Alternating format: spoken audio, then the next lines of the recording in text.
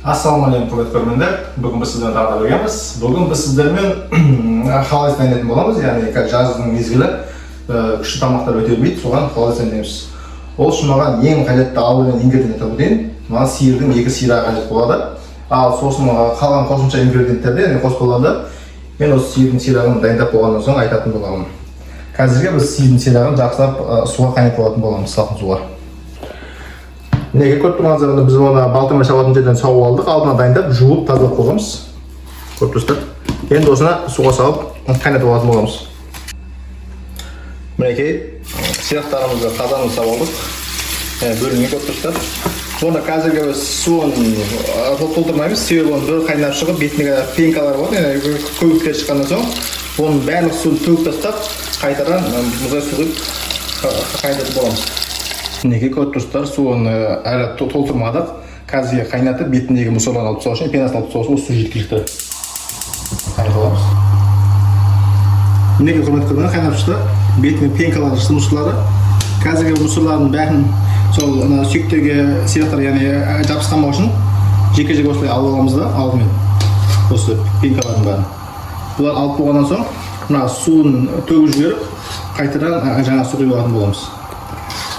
Міне құрметті көрермендер, суын бәрін төгіп тастап, жаңадан су құйдық. Енді оны 6-7 сағат қайнатып алатын боламыз. Арасында қайнап шыққаннан кейін тұздарын саламыз, оны көрсетемін. Мінеке құрметті көрермендер, арадан бізден 6,5-7 сағаттай уақыт өтті. Көріп тұрсыздар, суы да кішкене азайған. Енді бетіндегі сүйектен бәрін, яғни еттен бәрін сүзіп алып, ішіндегі еттен бәрін майдалап турап алатын боламыз.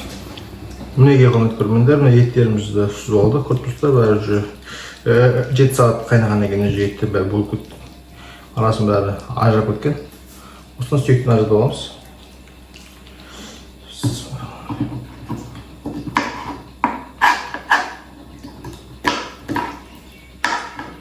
Сүйектен ажыратып, мына еттерін бәрін майдалап турап алатын боламыз, ұшақтап.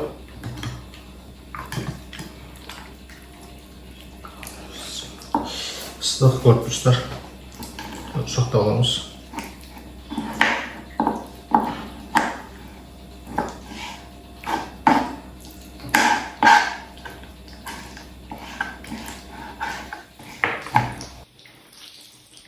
Неге құрметті көрермендер, еттеріміздің бәрін сүйектен ажыратып алдық, турап алдық.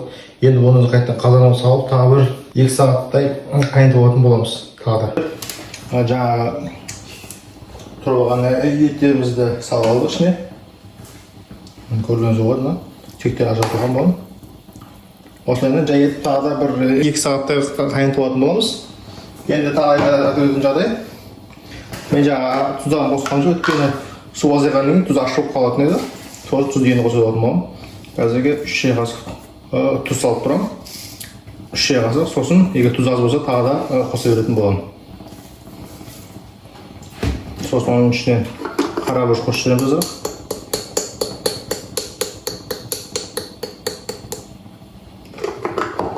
Оның ішіне азғантай паприка қосып жіберіңіздер де болады.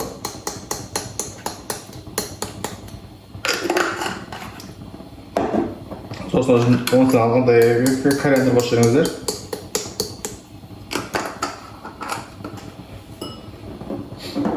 Сосын лава жапырағынан қосып жіберіңіздер екеу. Лава жапырағынан екеу қосып жібердік. Сосын негізгі мынау пияз салады біреулер. Мен бұған құрғақ пияз салатын боламын.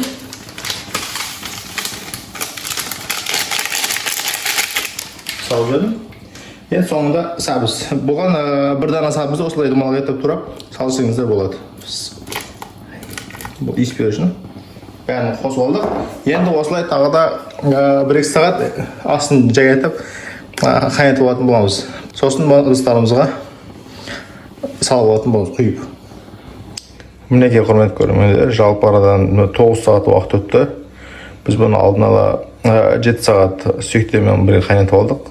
Сосын сүйектерінен еттен ажыратып, кесіп, тұрып, яғни сәбізден салып, тағы 2 сағат қайнатып алдық. Сонымен өшіріп, ыдыстарды құйып шығатын боламыз. Мінеке құрметті көрермендер, біздің халал десіміз болды. Енді мына ыдыстарға құйып шығамыз. Мынаған біз алдымен жүгерін байланамыз. Жүгерін орнына зеленый нухат, яғни огорок пайдалансаңыздар болады. бірақ маған өзіме осылмайды.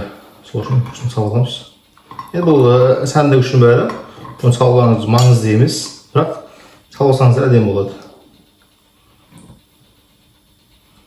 Салып шығамыз. Сосын жұмыртқамызды аламыз.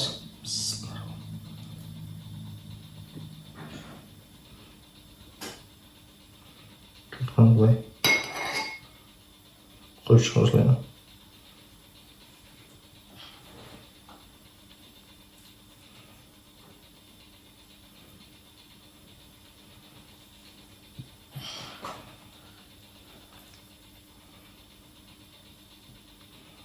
Құйып алдық.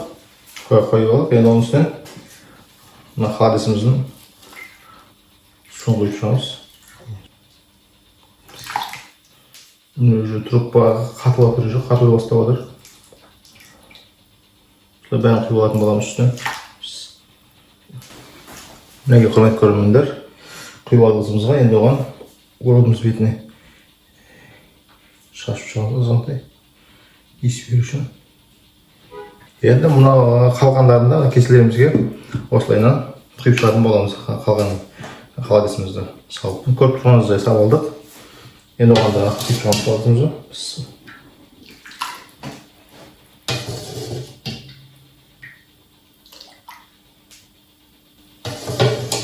Холодильнигімізді құйып алдық ішіне.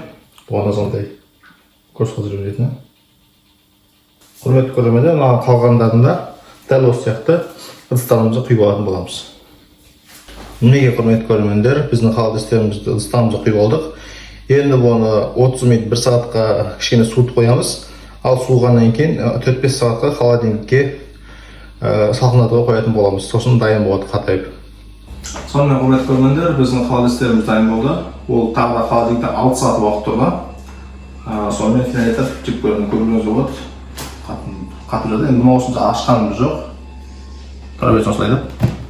Біреуін алып жеп қоятын боламыз.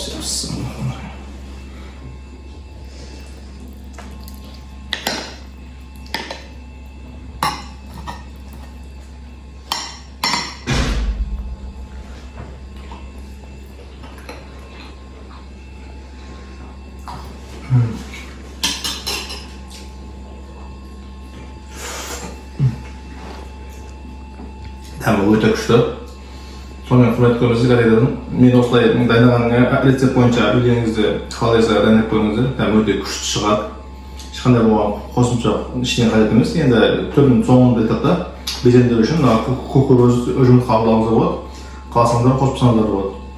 Сонымен мен дайындаған рецепт бойынша дайындаңыздар. Тәмі өте күшті шығады. Бүгін мынау жаздың ыстық күндері өте күшті таптырмайтын тағам. Тағы да менің болат программамды тіркелмеген болсаңыздар тіркеліп кетіңіздер. Оған лайк, ұнамаса дизлайк басып қойыңыздар, астына комментарий жазып қойыңыздар. Сіздердің әрбір әрекетіңіз мен үшін өте маңызды. Сіздермен алдағы уақытта орында күшті видеолар бірге түсіретін боламын. Сіздермен қоштаспаймын.